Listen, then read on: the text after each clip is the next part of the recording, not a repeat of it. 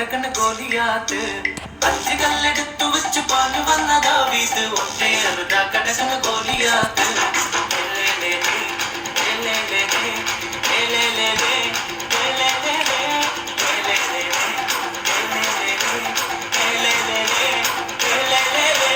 അഞ്ച് കല്ലെടുത്തു വെച്ച് പാഞ്ഞു വന്ന ദാവീദ് ഒറ്റയേറുതാ കടകണ ഗോലിയാത്ത് അഞ്ച് കല്ലെടുത്തു വെച്ച് പാഞ്ഞു വന്ന ദാവീദ് ഒറ്റയേറുതാ കടകണ ഗോലിയാത്ത്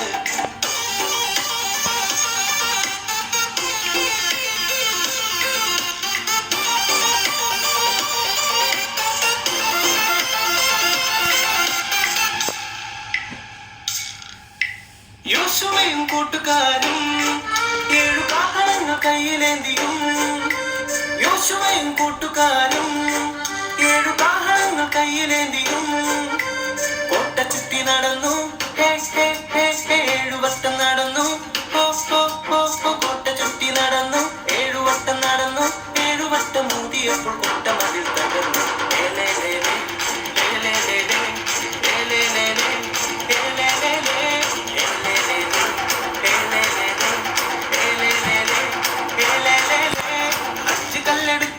പാഞ്ഞു വന്ന ദാവീദ് ഒറ്റയേറുതാ കടകണ ഗോലിയാത്ത് അഞ്ച് കല്ലെടുത്തു വെച്ച് പാഞ്ഞു വന്ന ദാവീദ് ഒറ്റയേറുതാ കടകണ ഗോലിയാത്ത്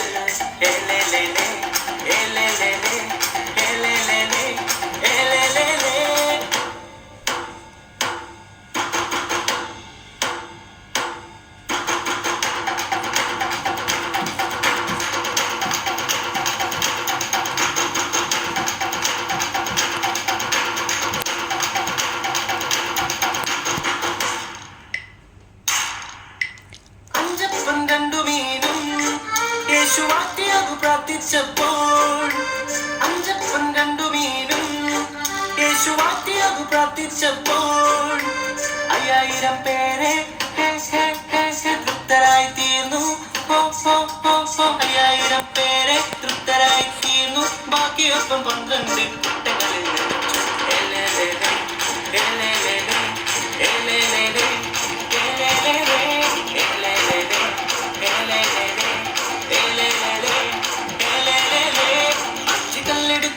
പാഞ്ഞു വന്ന ദാവീദ് ഒറ്റയേറുതാ കടകണ ഗോലിയാത്ത് അഞ്ച് കല്ലെടുത്തു വെച്ച് പാഞ്ഞു വന്ന ദാവീദ് ഒറ്റയേറുതാ കടകണ ഗോലിയാത്ത്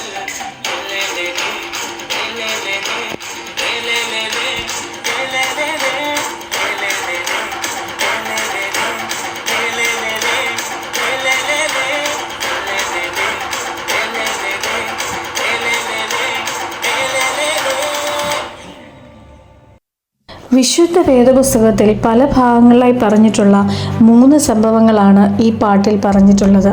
1 ദാവീദും മല്ലനായ ഗോലിയാത്തിൻ്റെ സംഭവം, 2 യോശുവയും എരിഹോ മതിലും, 3 5 അപ്പവും 2 മീനും കൊണ്ട് 5000 പേരെ പോഷിപ്പിച്ച സംഭവം.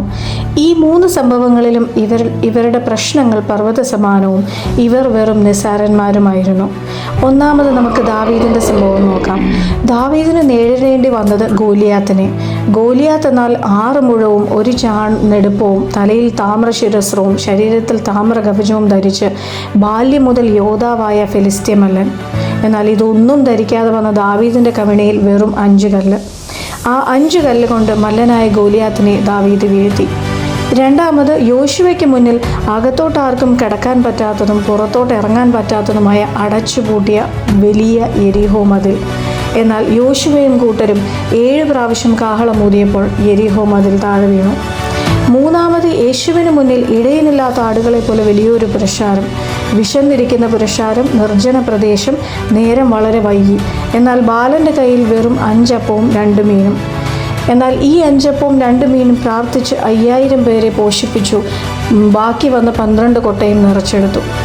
ഈ 3 സംഭവങ്ങളിലും എന്തുകൊണ്ടാണ് പർവ്വത സമാനമായ പ്രശ്നങ്ങൾ നൊടി നേരം കൊണ്ട് അലിഞ്ഞില്ലാതായത്? കാരണം യേശുവിൻ്റെ സാന്നിധ്യം അവിടെ ഉണ്ടായിരുന്നു. ഇതുപോലെ നമ്മുടെ ജീവിതത്തിലും യേശുവിൻ്റെ സാന്നിധ്യം നമ്മളോടൊപ്പം ഉണ്ടെങ്കിൽ നമ്മുടെ പ്രശ്നങ്ങൾ എത്ര പർവ്വത സമാനമായതായാലും അതിനെ പരിഹരിക്കാൻ കഴിയുന്ന നമ്മുടെ പ്രശ്നങ്ങളെക്കാൾ വലിയൊരു കർത്താവ് നമ്മുടെ കൂടെയുണ്ട്. ഫിലിപ്പിയർ 4:13 ഇങ്ങനെ പറയുന്നു, എന്നെ ശക്തനാക്കുന്നവൻ മുഖാന്തരം ഞാൻ സകലത്തിലും മതിയായവനാകുന്നു. ഈ യേശുവിനെ അറിയാത്തവരാരെങ്കിലും എന്നെ കേൾക്കുന്നുണ്ടെങ്കിൽ സമയം ഇനിയും വൈകിയിട്ടില്ല. യേശു ക്രിസ്തുവിനെ അറിയാം, അവനായി ജീവിക്കാം. God bless you all.